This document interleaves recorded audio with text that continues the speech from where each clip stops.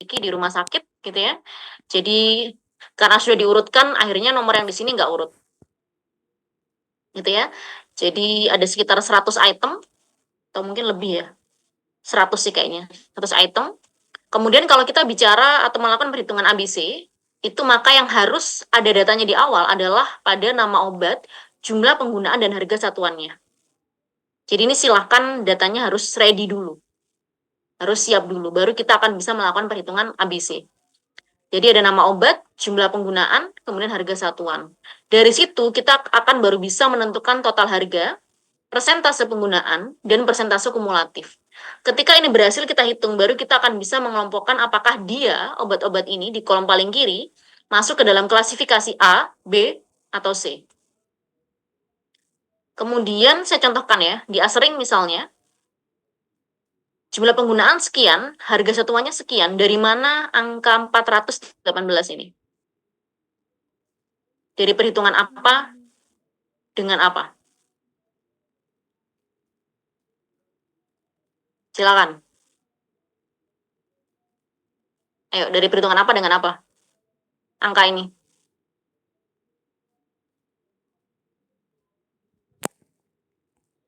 Mbak Dea ada di ruang Zoom?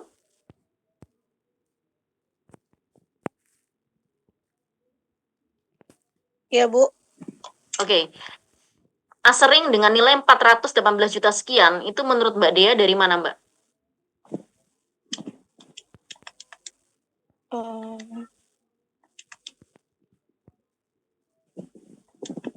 Yang lain boleh menjawab dengan atau melalui kolom chat, silakan. Mungkin dari hasil perkalian jumlah penggunaan dengan harga satuannya, Bu. Oke. Ya.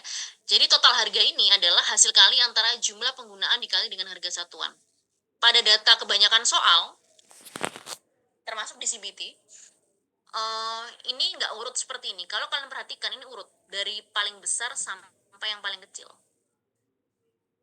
Gitu ya. Nah, sangat mungkin di soal ujian, ya termasuk di CBT, ini nggak urut begini. Gitu. Ini juga masih acak. Gitu. Ini akan urut dari 1 sampai 10 katakan. Nah, ketika sudah ketemu total harga dari masing-masing item obat, jangan lupa kemudian diurutkan dulu dari yang total harganya paling tinggi sampai ke yang total harganya paling rendah. Karena kalau nggak begitu, kalian nggak akan bisa menghitung kolom paling kanan. Jadi sekali lagi, saya ulang, silakan data ini muncul, kemudian silakan dihitung data ini, ya hasil kali antara jumlah penggunaan dengan harga satuan, kemudian silakan diurutkan dari yang total harganya paling tinggi sampai yang total harganya paling rendah. Dan kemudian silakan dijumlahkan totalnya. Setelah itu kita bergeser ke kolom F, persentase penggunaan. Dari mana angka ini? Dari total harga dibandingkan terhadap total keseluruhan harga dikalikan 100%. Ketemulah ini. Ya, di Excel ini bisa langsung ditarik. Dan jumlahnya ya harus 100% tentu saja. Ya kan? Nah, setelah itu baru kita bisa bergeser ke kolom G, ya persentase kumulatif, ya karena asering ini nggak ada temannya, maka dia persentase kumulatifnya akan tetap seperti persentase penggunaannya. Sementara untuk Sevizox, kira-kira angka 45,72 ini dari mana?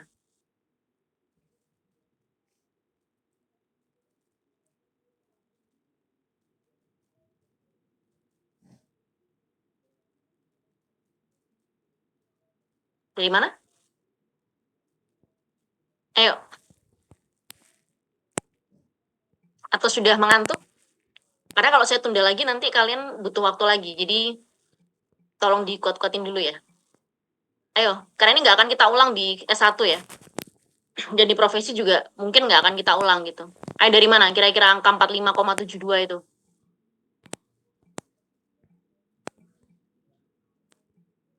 Mas Ahmad.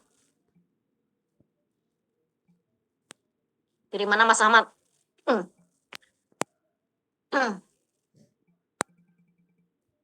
Angka 45,72 untuk Cefizok, angka 54,76 untuk Spasmium, angka 61,51 untuk Clasef, Dari mana kira-kira? Di sini definisinya adalah persentase kumulatif.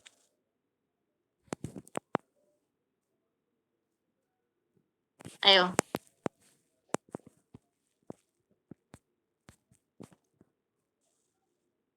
Penjumlahan dengan presentasi sebelumnya. Oke, Mas siapa ini? Dari Rama. Oke, Mas Rama. Dari mana Mas Ram? Bilang aja angkanya Mas Ram. Misalkan Sevizok 45,72. Dari mana menurut Mas Rama? Mungkin dari persen pemenahan Sevizok 22,51 ditambah persen kumulatif Asering 23,2. Oke. Ya, jadi karena namanya kumulatif, maka semakin ke bawah adalah semakin menjumlahkan gitu ya. Yang kalau di Excel ini nggak perlu dijumlahkan satu-satu, tapi langsung ditarik data dengan formula. Nanti boleh dicoba ya. Sehingga secara sederhananya saya sampaikan bahwa karena Asring nggak ada temennya, maka dia tetap ya Sevizok sekian itu hasil jumlah antara 23,2 ditambahkan 22,51. 54,76, 45,72 ditambah 9,04 dan seterusnya.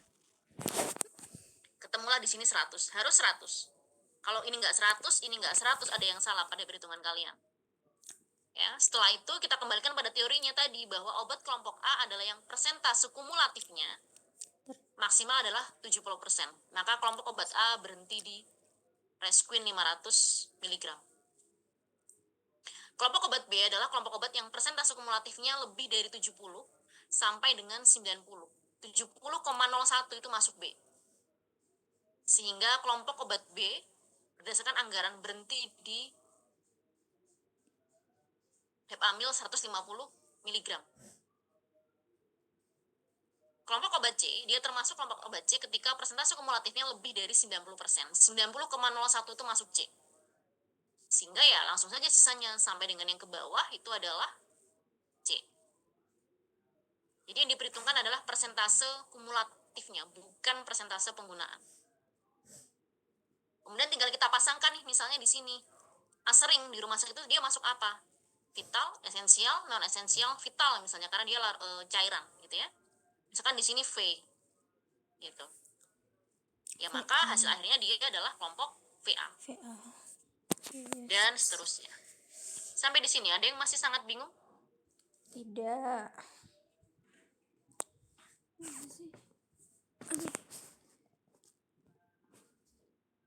Kalau tidak, saya anggap kalian semua paham cara perhitungannya. Ada yang masih bingung? Insya Allah tidak, Bu. Oke. Di ruang Zoom jumlahnya semakin turun ya, tapi ya saya kira lebih prefer kalian akan mendengarkan saya secara langsung seperti ini daripada mendengarkan rekaman nanti. Oke, kalau nggak ada, saya stop share, saya lanjut ke materi kedua.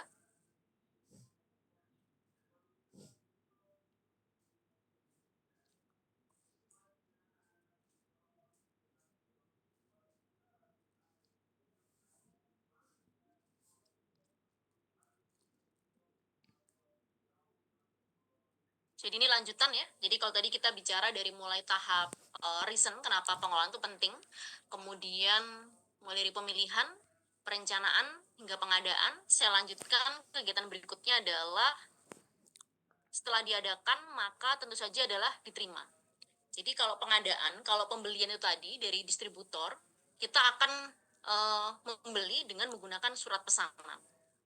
Ya, ada berapa macam surat pesanan yang bisa berlaku di rumah sakit, di apotek? Tingkat kuliah kemarin manajemen ada berapa? Ada berapa SP Oh, berdasarkan peraturan 3. perundangan? 3 SP. Mbak Faiza Faradiba, ada berapa Mbak Faiza?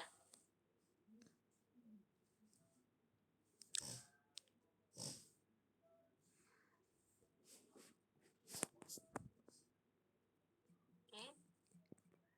Nggak ada respon, belum tidur ya? Atau sudah tidur?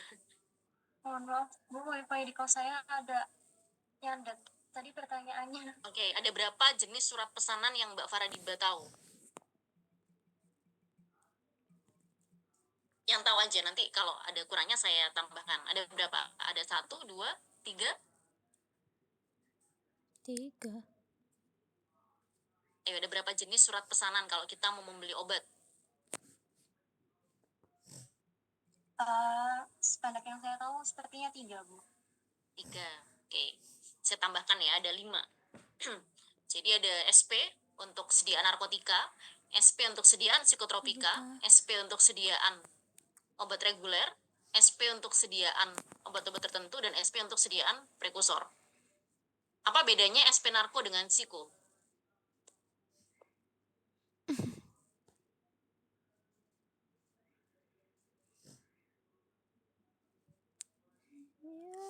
Mas Gozi ada? Ada, Ibu. Oke, menurut Mas Gozi, apa bedanya SP narko dengan SP psikotropika, Mas Gozi? Ayo, siapa yang masih ingat? Apa bedanya? Kalau narkotika, dia SP-nya sifatnya Sifatnya seumur hidup. gimana?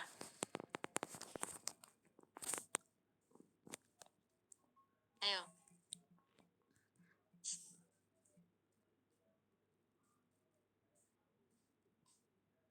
Mas Gifari, tahu nggak apa bedanya SP narko dengan psiko? Jawab, Ibu. Oke, apa bedanya SP narko dengan psiko? Saya spek sendiri itu hanya boleh memuat 1 obat narkotika saja, sedangkan untuk SP psikotropika itu boleh lebih dari 1. Oke, ya. jadi kalau narkotika dalam satu surat pesanan itu hanya boleh memuat 1 item, ya, atau 1 jenis. Jadi kalau kodein 10 mili ya hanya kodein 10 mili aja, nggak boleh yang lain gitu. Tapi kalau misalnya psikotropika dalam 1 SP itu boleh memuat lebih dari 1 item. Ya, jadi misalnya mau nulis clonazepam tablet, kemudian mau beli lagi diazepam tablet boleh. Itu bedanya. Kalau prekursor itu juga boleh memuat lebih dari 1 item, reguler juga demikian, ya. Kemudian untuk OOT juga demikian. Ya, OOT itu kan ada apa? Ada 6 ya, ada dextro, ada tramadol, ada amitriptilin gitu ya, dan 3 OOT lainnya. Nah, kalau reguler itu ditujukan untuk obat-obat yang di luar 4 kelompok tadi. Itu silakan dibeli menggunakan SP reguler. Dan SP itu berdasarkan ketentuan peraturan perundangannya, itu semuanya sekarang sama, minimal rangkap 3. Ya, jadi sekali lagi pada proses pengadaan yang dilakukan oleh rumah sakit atau apotek dengan cara membeli dari distributor itu menggunakan surat pesanan. Nah, ini bedanya yang saya katakan tadi dengan puskesmas. Gitu ya. Jadi puskesmas itu menggunakan lembar yang namanya adalah LPO. Jadi istilahnya bukan SP. Tapi prinsipnya sama, bahwa LPO ini menjadi dasar ya yang digunakan oleh teman-teman di puskesmas untuk melakukan permintaan obat kepada instalasi farmasi. Ya, jadi itu perbedaannya. Kalau rumah sakit, apotek, klinik itu langsung bisa membeli ke distributor.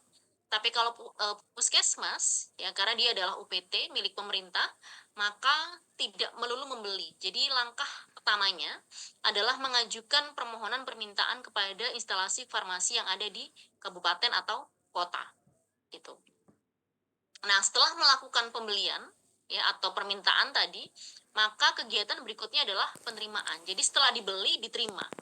Apa yang dilakukan pada saat diterima? Yang dilakukan adalah melakukan cross check. Apakah antara barang yang diterima dengan yang dipesan itu sama? Pesan A yang datang A, pesan B yang datang B. Itu silakan dicek. Baik kondisi fisik ataupun kesesuaian antara yang tertuang di faktur dengan yang tertuang di SP. Ya, kemarin sepertinya saya sempat singgung ya. Contoh SP, contoh faktur. Jadi di situ akan dimuat gitu ya, mulai dari ada nama obat, kemudian nomor batch, kemudian berapa jumlahnya, kapan ED-nya, berapa harganya, itu silahkan dicek. Ya, kemudian perbedaan lain tadi adalah bahwa saya katakan kalau rumah sakit itu proses pembeliannya itu adalah melalui kontrak. Jadi akan ada kontrak yang kemudian disepakati untuk pengadaan setahun, tetapi kemudian pembeliannya dilakukan setiap bulan. Gitu. Untuk Puskesmas itu permintaannya yang saya pahami adalah setiap bulan, setidaknya minimal setiap bulan dilakukan permintaan atau mungkin bisa jadi 2 bulan sekali. Ya, kemudian kalau apotek lebih pendek lagi, ya dalam seminggu dia bisa melakukan pembelian lebih dari 1 kali. Jadi itu perbedaan-perbedaan antara rumah sakit, klinik, puskesmas, apotek pada proses pembeliannya. Tapi prinsip pada proses penerimaan sama. Jadi silahkan dipastikan gitu antara fisik produk yang ada di hadapan kita dengan pesanan, dengan surat pesanan itu sama atau tidak gitu ya. Kemudian setelah diterima itu biasanya kalau di rumah sakit itu ada timnya sendiri, di puskesmas juga ada tim yang namanya adalah tim penerima barang dan jasa. Jadi kan tadi di awal kalau pengadaan ada tim pengadaan ya, ada pejabat pengadaan, kemudian pada saat menerima ada tim penerimanya sendiri. Ada tim penerimanya sendiri. Jadi dari situ nanti akan lahir yang namanya BAST, berita acara serah terima. Jadi dari berita acara serah terima itu memastikan bahwa apa yang kita terima sebagai user itu kemudian sesuai dengan apa yang menjadi kebutuhan kita terhadap pasien. Nah, setelah diterima, maka tentu saja akan disimpan. Ya, disimpan. Memperhatikan apa sih disimpan itu? Memperhatikan cahaya, kelembapan, suhu, juga bisa berdasarkan dari kondisi jenis sediaan farmasi, alkes atau BMHP-nya. Ya, jadi dibedakan tablet dengan tablet, injeksi dengan injeksi, tetes mata dengan tetes mata dan seterusnya. Juga berdasarkan adalah indikasi farmakologi. Ya, dengan sesamanya, ya, sesuai dengan fungsi khasiat masing-masing kelompok. Kemudian juga bisa berdasarkan alfabetis. Dari A, B, C diurut sampai dengan huruf terakhir. Itu juga bisa. Kemudian silakan perhatikan juga FEVO dan Vivo. Yang paling banyak dipakai di lapangan adalah yang Vevo.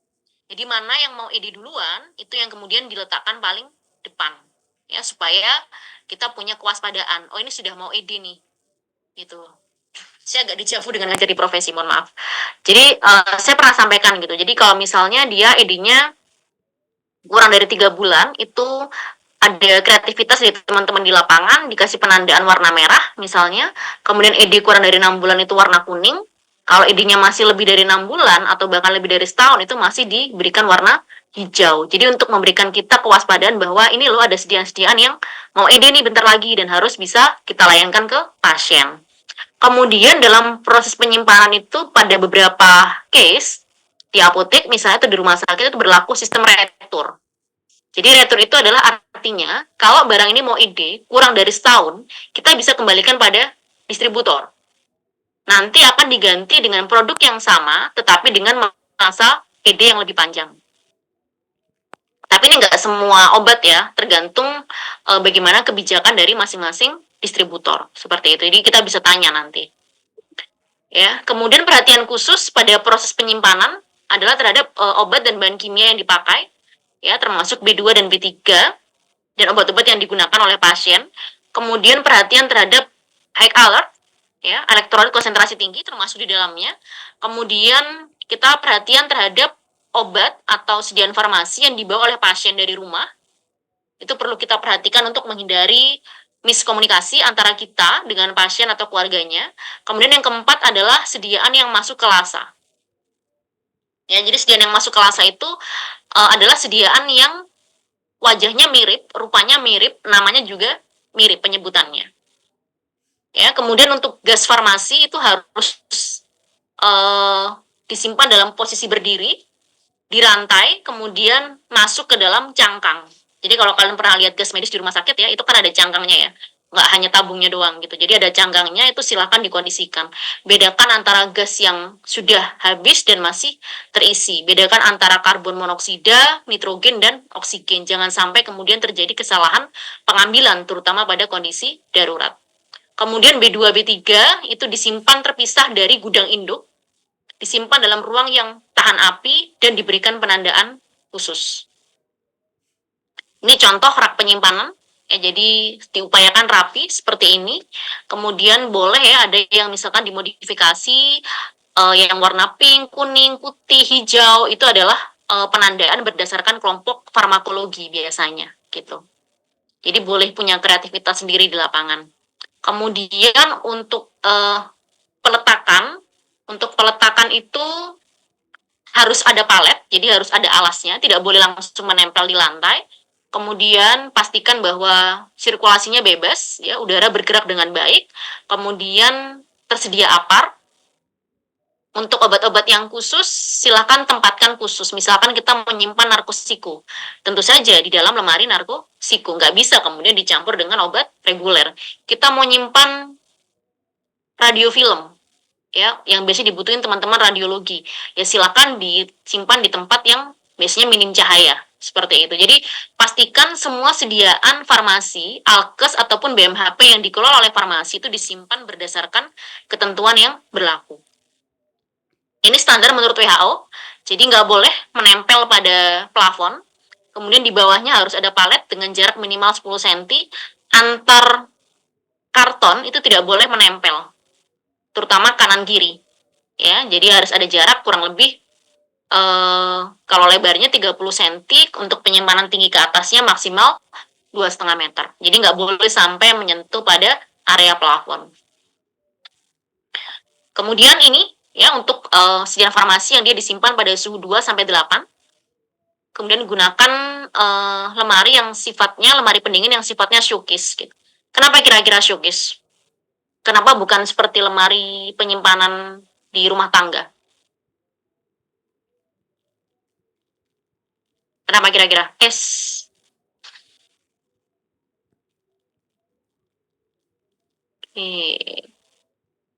Mas Valen, kenapa Mas Valen kira-kira?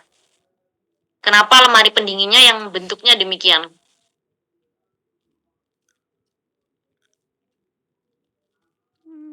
Ada Mas Valen?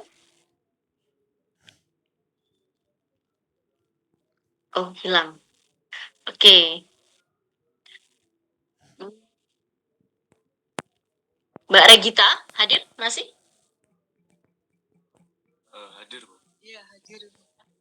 Oke, Mbak Regita, menurut Regita, kita logika aja. Kenapa kira-kira bentuknya yang showcase gini, Mbak? Kenapa bukan seperti kulkas rumah tangga? Supaya kelihatan jumlahnya, Bu. Supaya kelihatan jumlahnya. Iya, Bu. Oke. Sebenarnya bukan lebih ke jumlah, tapi kelihatan itemnya apa. Ya benar, supaya kelihatan gitu. Supaya kita yang mengambil ataupun teman-teman tenaga vokasi yang membantu kita mengambil itu nggak bolak-balik membuka tutup pintu lemari. Ya, buka tutup salah, buka lagi sebelahnya masih salah, buka lagi gitu. Jadi kalau showcase seperti ini itu kan kelihatan dari luar. Oh, ini nyimpan obat cancer. Oh, ini nyimpan insulin. Oh, ini nyimpan anti bisa ular. Oh, ini nyimpan anti tetanus misalnya. Dan nggak boleh bercampur, terutama untuk obat-obat kemo. Jadi dalam satu lemari pendingin, kalau obat kemo ya isinya semua obat kemo. Kalau insulin ya harapannya semua isinya adalah insulin. Kalau ada vaksin ya vaksin misalnya begitu. Jadi jangan dicampur adukan, terutama tadi seperti kata teman kalian ya, obat-obat yang dia sifatnya karsinogenik. Ini pengukur suhu dan kelembapan ini juga harus mutlak ada ya. Jadi idealnya 2 kali terukur dalam 1 hari, pagi pada saat petugas datang, sore sesaat sebelum petugas pulang. Silakan dipastikan berapa suhu dan berapa kelembapan, gitu ya. Jadi jangan sampai kemudian terlalu panas atau terlalu dingin. Kemudian ini pemaknaan suhu menurut WHO, ya. Jadi kita cukup cek saja di kemasan, ya, mau disimpan di suhu berapa idealnya. Ya, kemudian kalau menyimpan di lemari pendingin, dilarang menyimpan di sisi pintu, jadi hanya di sisi kompartemen di tengah aja, ya, dan jangan di bagian paling bawah. Prinsip lainnya sama. Silakan gunakan prinsip berdasarkan bentuk, ya, kemudian khasiat klinisnya atau efikasinya, dan berdasarkan dari VIVO-nya. Jadi kapan yang pertama kali mau ED, yang paling mau cepat ED, dia diletakkan paling depan, seperti itu. Ini untuk lemari narkosiko, 2 pintu ya. Jadi ada 2 kunci, kemudian memastikan bahwa yang memegang kunci adalah satu apoteker, kemudian satu adalah pihak lain yang mendapatkan delegasi dari apoteker penanggung jawab di gudang atau di ruangan tersebut. Jadi kalau di satelit, di depo, di ruang layanan farmasi, itu biasanya bentuknya lemari kecil seperti ini yang menempel di tembok. Tapi kalau di gudang farmasi, biasanya bentuknya adalah lemari. Tapi prinsip bahwa untuk lemari narkosiko adalah tidak boleh mudah untuk dipindah tangankan. Gitu. Jadi harus menetap dengan baik di situ, kemudian kunci dipegang oleh mereka yang berwenang. Kemudian pencatatannya sifatnya adalah mutlak, gitu ya. Jadi begitu mengambil ya silakan langsung dicatat. Jadi real time, gitu. Kalau keluar saat itu ya silakan langsung dilakukan pencatatan keluar. Kemudian ini beberapa alat pendukung ya, ada smoke detector, kemudian ada alat pemadam api ringan, kemudian ada otomatisasi air ketika terjadi kebakaran gitu. Jadi langsung akan otomatis mendeteksi untuk meredakan sumber api. Jadi tidak hanya ini ya, tidak hanya petugas non-nakes yang dilatih untuk menggunakan apar, tapi semua yang bekerja di rumah sakit harapannya bisa menggunakan alat pemadam api ringan. Jadi kalau sumber apinya kecil, ya harapannya tidak harus sampai memanggil dari pihak pemadam kebakaran. Kemudian ini beberapa penandaan yang biasanya ada di ruang penyimpanan B2 dan B3. Jadi silakan dicek apakah dia mudah meledak ya, oksidator kuat, mudah terbakar, berbahaya, beracun, iritan kuat, korosif, ya, berdampak bahaya bagi lingkungan, karsinogenik, atau gas bertekanan tinggi. Jadi semua masing-masing sudah ada logonya dan harus ditempel sesuai dengan sifatnya, seperti itu. Jadi ini tadi, ini salah satu yang muncul di MSDS. Jadi ada 4 kolom berbentuk segi 4 ketupat seperti ini, ada 3 warna, kuning, merah, dan biru, putih. Kuning menyatakan sifatnya terhadap reaktivitas, jadi semakin tinggi angka semakin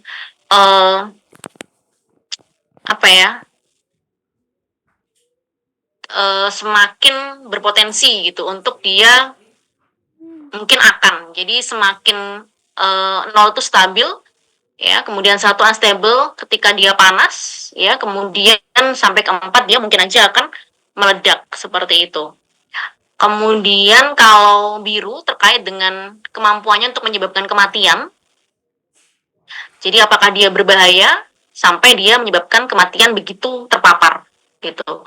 Kemudian kalau yang merah adalah sifatnya ketika reaksinya terhadap kemungkinan untuk dia bisa menyebabkan terbakar. Gitu. Jadi ketika dia disimpan terlalu panas, mungkin aja dia akan mengakibatkan kebakaran. Jadi tergantung dari suhu penyimpanannya berapa pada saat bahan itu kemudian akan bereaksi.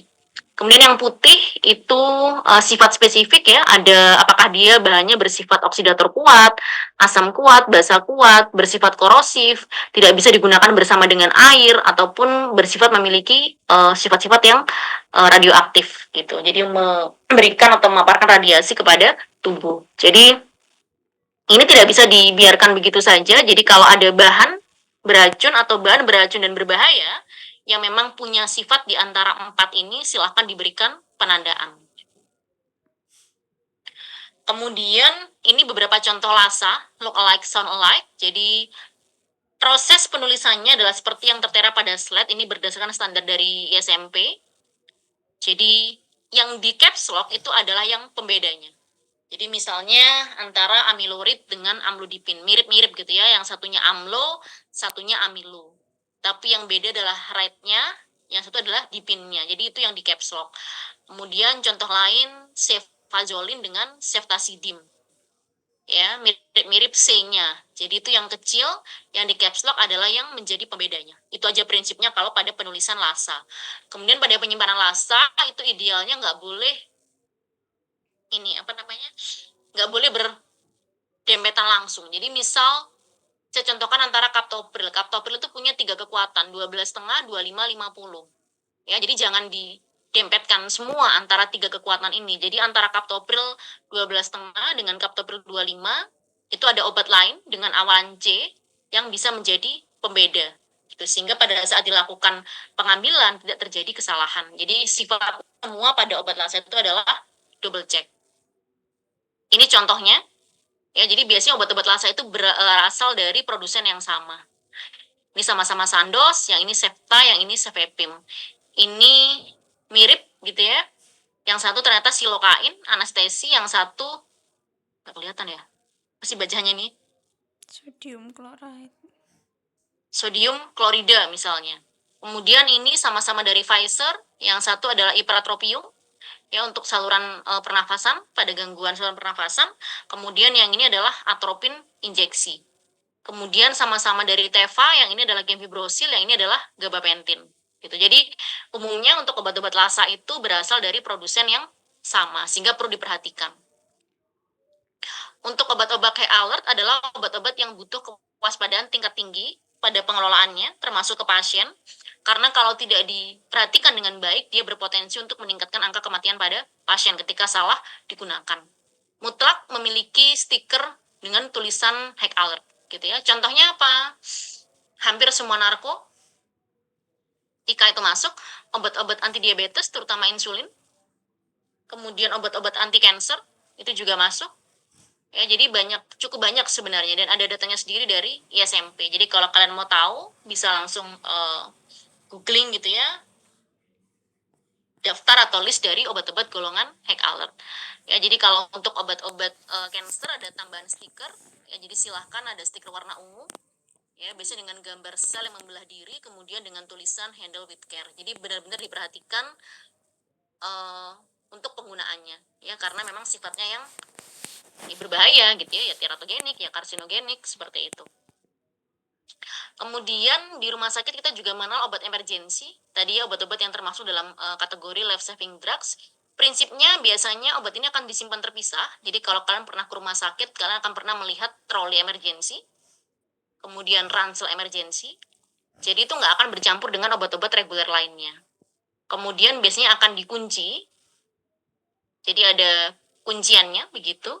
Ya, ada kabel penguncinya. Kemudian ketika akan dipakai akan digunting kabelnya. Kemudian ketika selesai dipakai akan dikunci kembali, tetapi pastikan bahwa jumlahnya akan selalu sama. Jadi contoh misalkan yang termasuk ke dalam emergency drugs, misalnya adrenalin injeksi. Kesepakatan di rumah sakit kebijaksanaannya adalah di tiap ransel, ya di unit-unit intensif itu ada 10 ampul. Begitu kepake 3, sisanya kan 7, maka silakan dilengkapi lagi menjadi 10. Baru kemudian dikunci lagi. Ya, jadi tidak boleh sampai kemudian dibiarkan stoknya 0 di dalam ransel atau di dalam troli. Kemudian hanya dipakai untuk keperluan emergensi atau darurat. Kemudian dicek berkala, ya setidaknya 1-3 bulan sekali untuk mengecek kedaluarsa. Dilarang dipinjam untuk kebutuhan di unit lain yang nggak emergensi. Jadi kalau nggak emergensi ya silahkan pakai dari sarana layanan regulernya. Gitu. Jangan mengambil dari troli ataupun ransel emergensi. Kemudian tahapan berikut setelah penerimaan penyimpanan adalah distribusi. Jadi prinsip distribusi ini adalah distribusi dari kita, satelit farmasi, ke pasien. Ada 4 teorinya. Yang pertama adalah perlengkapan lengkap di ruangan atau floor stop, kemudian UDD, kemudian resep perseorangan, dan sistem kombinasi di antara 2 atau ketiganya.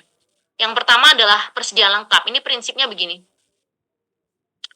Floor stock itu adalah ketika di layanan, umumnya dirawat inap, gitu ya, kita ada obat-obat, ada BMHP yang sifatnya adalah dipakai untuk hampir keseluruhan pasien. Misalnya apa? Misalnya NaCl cairan infus, atau squid syring 3 mili, atau masker, atau sarung tangan gitu. Sehingga untuk memudahkan distribusi, maka kita bisa bekerja sama dengan teman-teman perawat yang ada di nurse station untuk bisa menyimpan obat atau BMHP tersebut dalam jumlah tertentu dan tidak dilayani satu persatu gitu. Jadi langsung di gelondongan gitu ya. Katakanlah dalam 1 bulan kita menstok 300 biji masker, kemudian 300 pasang sarung tangan misalnya. Jadi itu langsung dari satelit farmasi, dari deponya kita floor stockkan di nurse station biasanya. Jadi di dekat nurse station itu biasanya ada lemari penyimpanan obat juga gitu. Jadi ini berguna untuk mengatasi kondisi-kondisi penggunaan dari obat ataupun BMHP yang sifatnya hampir dipakai untuk setiap pasien. Kemudian untuk unidosis atau UDD itu prinsipnya adalah rumah sakit, ya farmasi itu melayani berdasarkan kebutuhan pasien. Jadi pasien by pasien. Dan ini berlangsung sama seperti floor stock, berlangsungnya adalah di ruang rawat inap. Gitu ya. Jadi Contoh misalnya begini,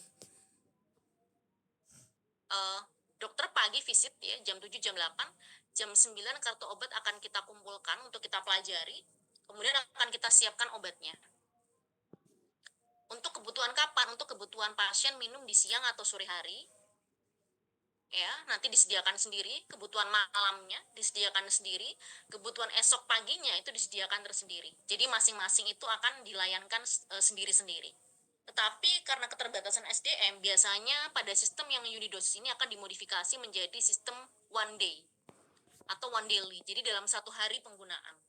Jadi langsung katakanlah ada pasien Budi, dia butuh paracetamol 3x1. Sementara kartu obat dari si Budi ini baru kita terima di jam 10 siang gitu ya. Maka kita bisa menyediakan kebutuhan paracetamolnya si Budi ini untuk kebutuhan dia minum siang atau sore, kemudian untuk kebutuhan dia minum malam, dan untuk kebutuhan dia minum keesokan pagi. Terus seperti itu. Itu kalau yang unidosis atau unidosis modifikasi. Kemudian yang ketiga adalah resep perseorangan. Ini berlaku sistem ini ketika dirawat jalan atau ketika pasien yang mau keluar rumah sakit. Jadi kalau kalian perhatikan, kalian pernah periksa ke poli di rumah sakit atau di puskesmas, itu kan ini ya, kita periksa ke dokter, dokternya nulis resep, kemudian itu akan kita tebus ke depo farmasinya. Jadi by resep. Ya, jadi sangat mungkin antara pasien satu dengan pasien yang lain itu akan berbeda dari obat yang diterima. Kemudian yang ketiga adalah combine gitu. Jadi antara floor stock dengan UDD itu juga sangat mungkin dirawat inap. Kalau dirawat jalan hampir jarang dilakukan floor stock. Jadi memang benar-benar didasarkan pada pemberian dari resep dokter. Jadi dokternya nulis resep apa, yaitu yang kita layankan ke pasiennya. Seperti itu. Kemudian berikutnya adalah kegiatan pemusnahan penarikan. Jadi rumah sakit, apotek, puskesmas melalui IFK itu boleh melakukan pemusnahan. Ya, terhadap apa? Terutama terhadap sediaan yang rusak. Ya, terhadap sediaan yang rusak atau kedaluarsa. Ya, jadi biasanya bisa bekerja sama dengan pihak ketiga kalau memang rumah sakit tidak punya instalasi untuk melakukan pemusnahan sendiri atau pengaturan limbah sendiri. Jadi boleh kerjasama dengan pihak ketiga. Jadi prinsipnya kalau pemusnahan untuk cairan itu menggunakan reagen tertentu, termasuk menggunakan bakteri. Kemudian kalau yang padat itu menggunakan insinerator suhu tinggi. Gitu. Jadi boleh memusnahkan sendiri. Ya, harus ada berita acara pemusnahannya, kemudian harus tahu apa yang dimusnahkan, berapa jumlah, kenapa dia dimusnahkan, ya, kapan ED-nya dan seterusnya. Termasuk nomor batch juga penting untuk dicantumkan. Kalau untuk narkosiko dia punya sifat khusus, ketika dimusnahkan harus ada saksi dari Dinas Kesehatan dan atau Balai POM setempat. Kemudian kegiatan lain adalah pengendalian. Jadi pengendalian ini bisa dengan menggunakan kartu stok. Jadi real time. Jadi di kartu stok itu ada pencatatan gitu ya. Kapan masuk, kemudian kapan keluar, sisanya berapa, kemudian silakan paraf dari petugas yang mengambil. Itu harapannya real time gitu, sehingga tidak mengacaukan data dari stok akhir. Ya, ini bisa termasuk menjadi bagian dari pengendalian begitu. Karena kalau tidak dikendalikan ya kalau obatnya hilang yang bertanggung jawab adalah apotekernya kan begitu. Ini yang by system, jadi sekarang sudah saya kira hampir semua rumah sakit ya, beberapa apotek juga sudah menggunakan, puskesmas juga demikian, klinik juga demikian, sudah sangat didukung dengan sistem informasi. Jadi bagaimana kemudian memastikan bahwa keluar masuknya obat itu menjadi kontrol. Jadi nggak ada yang nggak tercatat seperti itu. Jadi kalau semuanya serba manual ya juga akan susah gitu ya, sehingga harapannya dengan dukungan sistem akan meminimalisir terjadinya kesalahan data. Kemudian administrasi, ini tahapan yang sangat ya administrasi sekali gitu ya, melakukan pencatatan pelaporan. Kemudian contohnya banyak ya, laporan SIPNAP untuk narkosiko, kemudian laporan obat yang dead stock, laporan obat yang rusak kedaluarsa, kemudian pelaporan total nilai persediaan harta obat maksudnya ya, yang dimiliki oleh rumah sakit ataupun puskesmas. Apotek juga boleh melakukan, klinik pun demikian.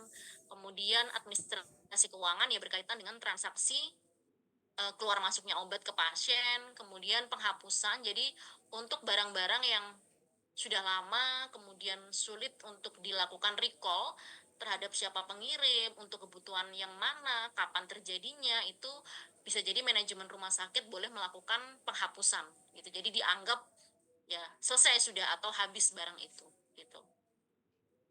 Kemudian terakhir, jadi Monef ini juga menjadi penting aktivitas ini untuk memastikan bahwa semuanya terkendali dengan baik. Jadi yang pertama ada alokasi dana pengadaan. Jadi kesesuaian dana pengadaan itu adalah memastikan bahwa apa yang kita butuhkan, apa yang farmasi butuhkan, apakah kemudian sudah diakomodir dengan baik oleh rumah sakit. Ini sebenarnya nggak hanya rumah sakit ya, puskesmas juga bisa dilakukan, klinik juga bisa gitu.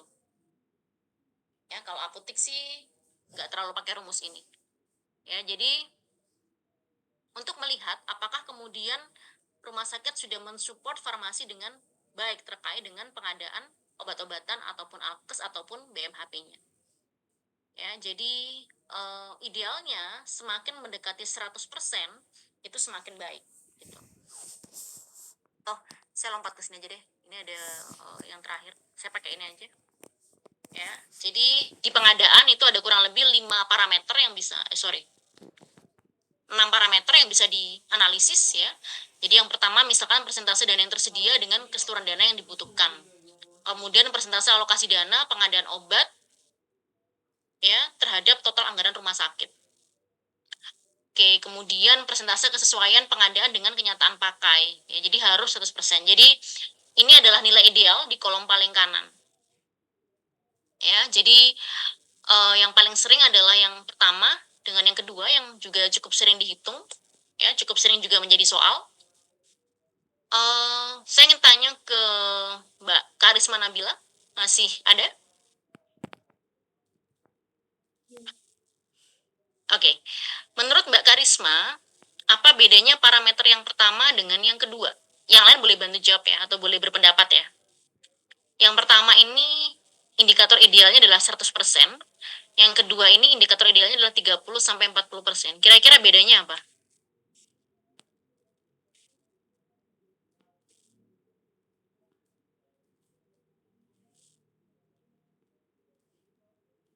Ayo, apa kira-kira bedanya? Mbak Natswa mungkin ingin menjawab?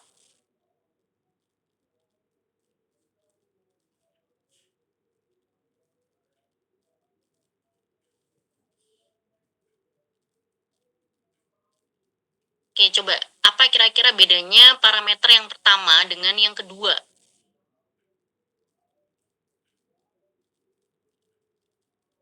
Yang pertama itu idealnya angkanya adalah 100%, itu dianggap baik. Yang kedua, cukup 30-40% itu sudah baik loh hasilnya gitu. Kira-kira bedanya apa?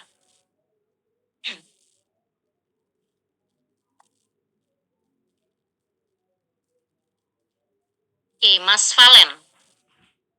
Mas Valentino. Masih ada di ruang Zoom?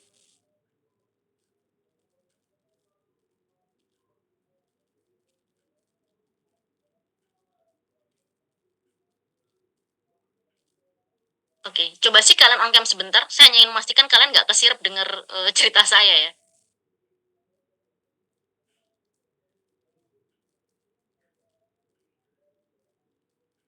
Karena Mbak Natswa, Mas Valen nggak merespon. Ayo, apa kira-kira bedanya yang pertama dengan yang kedua?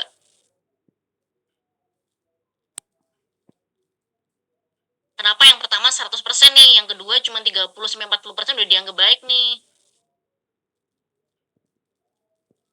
Izin menjawab, Ibu. Silakan Mas. Ini Mas siapa? Givari, Bu. Oke, silakan Mas Givari. Mungkin untuk yang pertama itu kenapa 100% itu standarnya karena harapannya untuk kebutuhan dana sesungguhnya itu memang tercukupi dengan dana yang tersedia sehingga harapannya 100% dana yang tersedia itu bisa menutupi kebutuhan yang ada. Kemudian untuk yang kedua itu 30-40% karena total pengadaan total dana alokasi yang diberikan kepada IF itu pastinya kan tidak seluruh dana di rumah sakit itu diberikan kepada instalasi farmasi. Jadi mungkin idealnya 30-40% dana itu dialokasikan pada IF gitu. Oke, ya jadi gitu ya bedanya ya. Jadi kalau yang pertama indikatornya kenapa 100% nilai idealnya, kita ingin lihat nih, misalnya farmasi minta 70 juta, gitu ya, pengajuan ke rumah sakit. Nah, oleh rumah sakit akan dikasih 70 juta nggak? Atau dikasihnya hanya 65 juta nih, gitu. Jadi artinya apa yang diminta farmasi dengan yang disediakan rumah sakit, itu harapannya adalah 100%.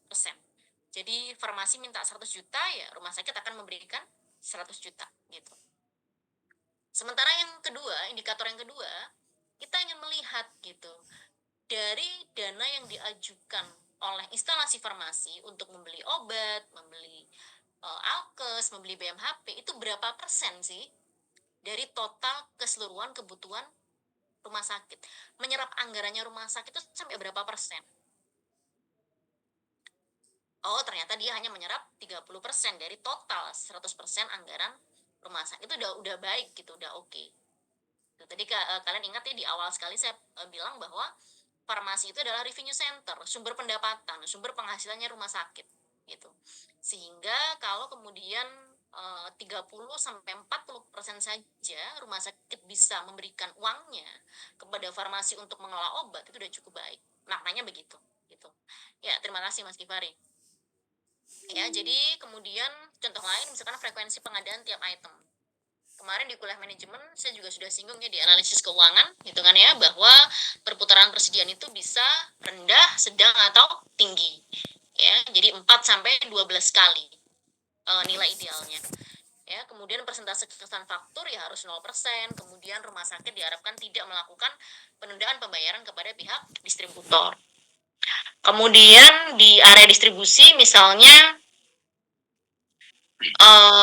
tingkat ketersediaan obat ya itu bisa dalam bulan, jadi 1 tahun sampai 1,5 tahun. Jadi jangan sampai kurang atau terlalu lebih dari angka itu. Jadi terlalu jauh dari setahun itu juga kurang oke. Kita melakukan proses perencanaan dalam jangka waktu yang terlalu lama itu juga kurang baik gitu. Jadi paling enggak 1,5 tahun itu udah ideal lah.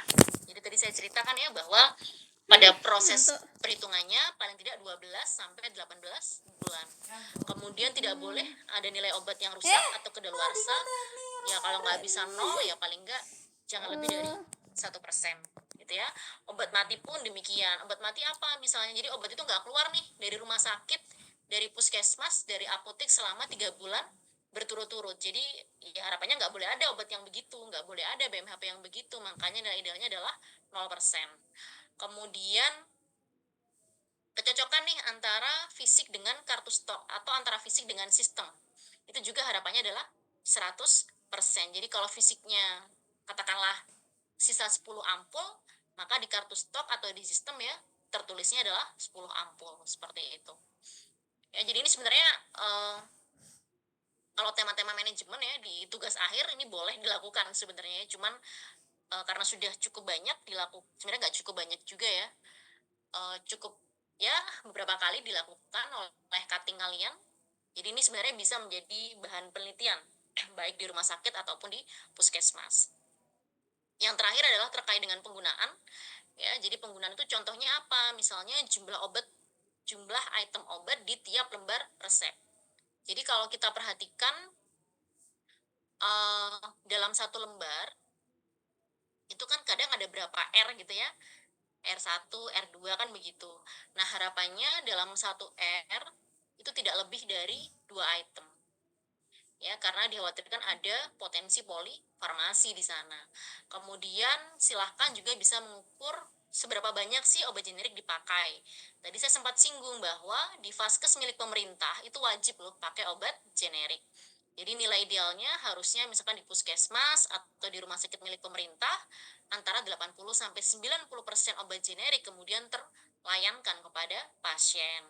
Kemudian misalkan rata-rata waktu tunggu ya untuk resep ya untuk racikan dia adalah kurang dari maksimal 60 menit kalau dia resep racikan. Kalau resep non racikan maksimal adalah 30 menit. Kemudian 100% obat itu harus terlabel dengan benar. Makanya sekarang sudah banyak ya rumah sakit terutama yang sudah menggunakan stiker elektronik ya. Jadi bukan lagi ditulis tangan etiketnya, tapi sudah dengan elektronik, sudah dengan stiker tinggal ditempel untuk memastikan bahwa tidak ada informasi yang kemudian miss atau tertinggal di label tersebut. Seperti itu. Jadi parameter-parameter ini kemudian menjadi cara bagi rumah sakit, bagi puskesmas, ataupun bagi apotek dan klinik untuk melakukan evaluasi. Apakah seluruh aspek pengelolaan yang dilakukan itu kemudian sudah dilakukan dengan baik, seperti itu. Oke, kita sudah selesai, sudah jam 10 lebih. Jadi prinsipnya begini ya, karena untuk manajemen saya akan ujian. Jadi nanti komting, saya stop share dulu. Recording Ya, stopped. jadi nanti komting boleh mengingatkan, mungkin bisa satu pintu lewat Mbak Eca ya, materi mana yang belum saya kirimkan. Recording stop.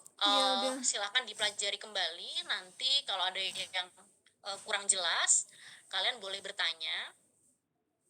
Ya, jadi boleh ada perwakilan yang mempertanyakan isi materi.